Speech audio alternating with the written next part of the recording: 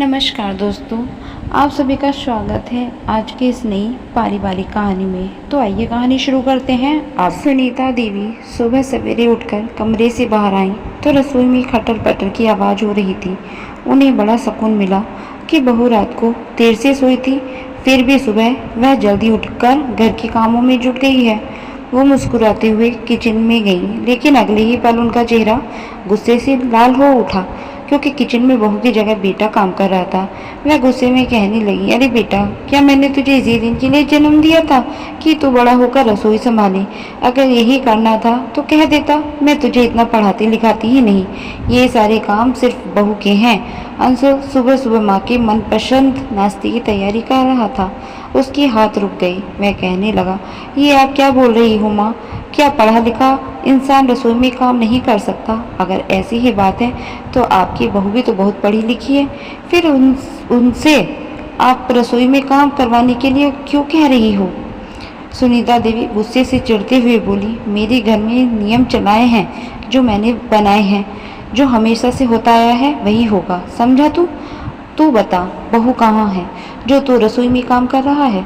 अंशुल झुंझलाते हुए बोला, माँ, रात को मेहमान देर से गए, उसके बाद हम लोग तो सोने चले गए, लेकिन उसने किचन साफ किया, बर्तन धोए, सारी रसोई समेटी।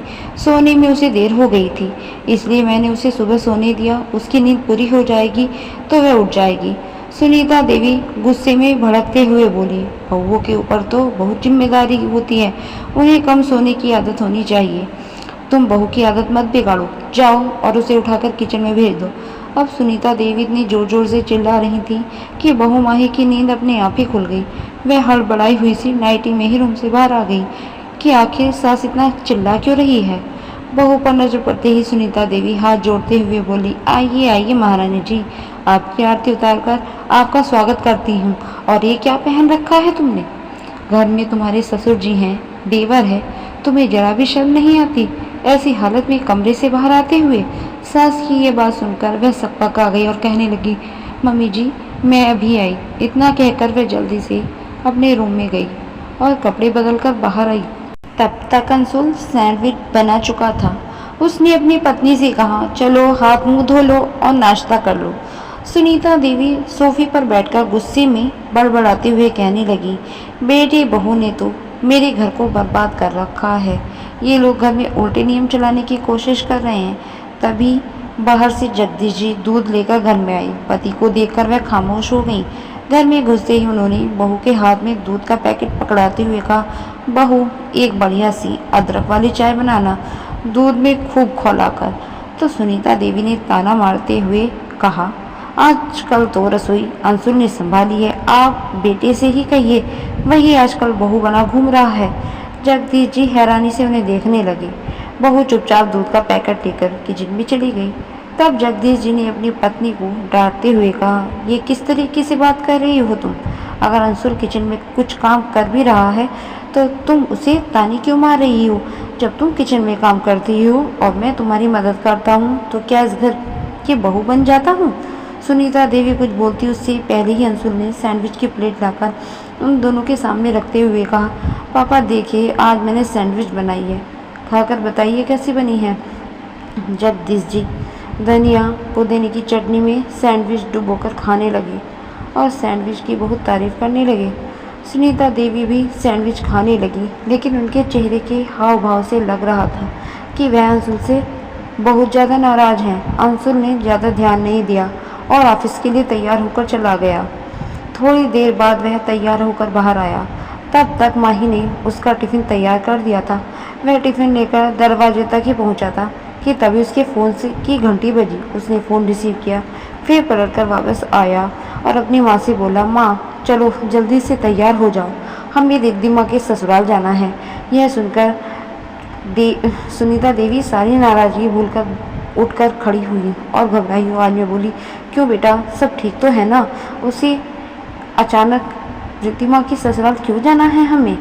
जगदीश जी भी पूछने लगे, उसकी तबीयत तो ठीक है ना? अंशुल गंभीर आवाज़ में बोला, उसकी तबीयत ठीक है, लेकिन उसने हमें जल्दी से वहाँ पर बुलाया है।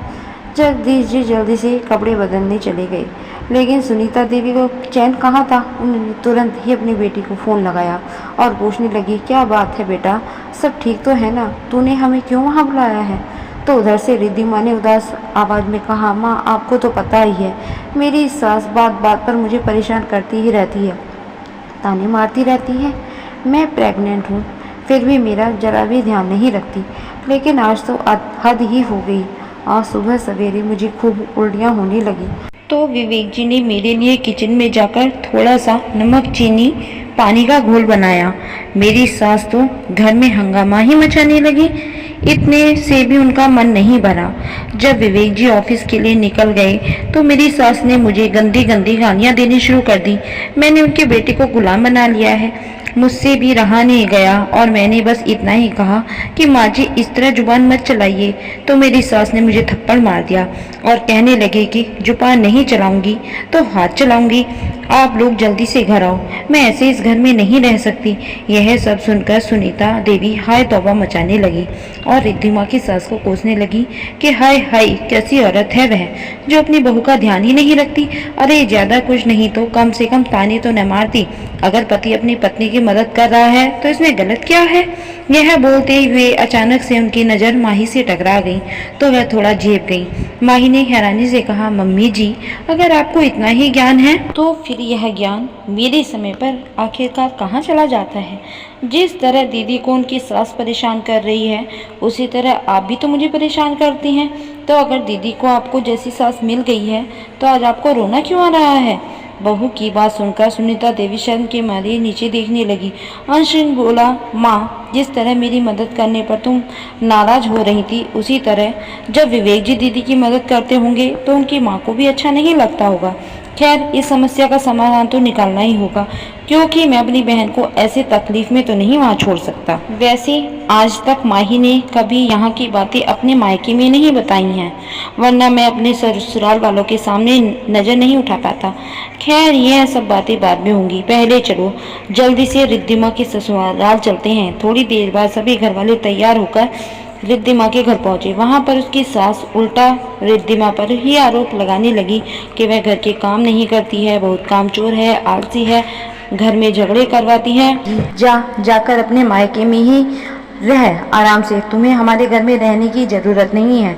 लेकिन विवेक ने इस वक्त रिद्धिमा का साथ दिया, क्योंकि उसे साफ साफ दिखाई दे रहा था कि सारी गलती उसकी माँ की ही थी।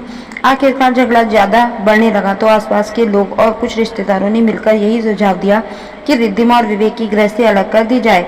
इस पर भी रिद्धिमा की सास बहुत तमाशा करने लगी कि आखिरकार मेरे बहू ने मेरे बेटे को मुझसे अलग कर ही दिया। तब रिद्धिमा के ससुर जी ने गुस्से में कहा, जो कुछ भी हो रहा है उसमें गलती केवल तुम्हारी है, बेटे और बहू ने कुछ नहीं किया।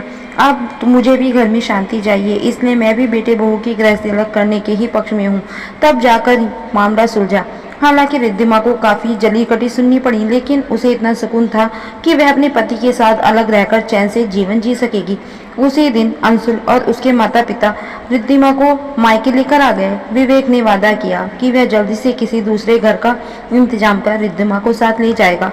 घर पहुंचने के बाद सुनीता देवी ने बेटी को आराम करने के लिए उसके कमरे में भेज दिया। उनके मन में भयंकर तूफान उमड़ रहा था। उनकी नज़र बार बार माही पर पड़ रही थी, जो रात के भोजन की तैयारी कर रही थी। आखिरकार उनसे रहा नहीं गया तो वह किचन में गई और धीरे से बोली, बहू मुझे मेरे गलत व्यवहार के लिए माफ कर देना। आज जब मेरी बेटी को इन सब चीजों का सामना करना पड़ा तो मुझे बिल्कुल अच्छा नहीं लगा, लेकिन मैं भी तो किसी की बेटी के साथ वही सब कर रही थी जो मेरी बेटी ने तो परेशान होकर अपनी गृहस्थी अलग करवा दी। लेकिन अगर तुम और अंशुल भी घर छोड़कर चले जाओगे तो मुझे बिल्कुल भी अच्छा नहीं लगेगा। मैं तुम लोगों के बिना कैसे जीऊंगी। इसीलिए बेटा मैं वादा करती हूँ कि आज के बाद से कभी भी तुम्हें ताने नहीं मानूंगी और तुम्हारी तकलीफ को भी समझने की कोशिश करूंगी। सास ने यह बदलाव देखकर माही हैरान थी। उसने सास को धीरे से बोला, कोई बात नहीं मम्मी जी, अगर आपको अपनी गलती का एहसास है तो मुझे भी कोई दिक्कत नहीं है, पर आगे से हमेशा इस बात का ख्याल रखिएगा, क्योंकि मैं भी किसी की बेटी हूँ और मेरी माँ भी अपनी बेटी के लिए ऐसा कदम उठा सकती है जैसा कदम आज आपने अपनी बेटी के लिए उठाया, क्योंकि कोई भी माँ अपनी बेटी का दुख बर्दाश्त नहीं कर सकती।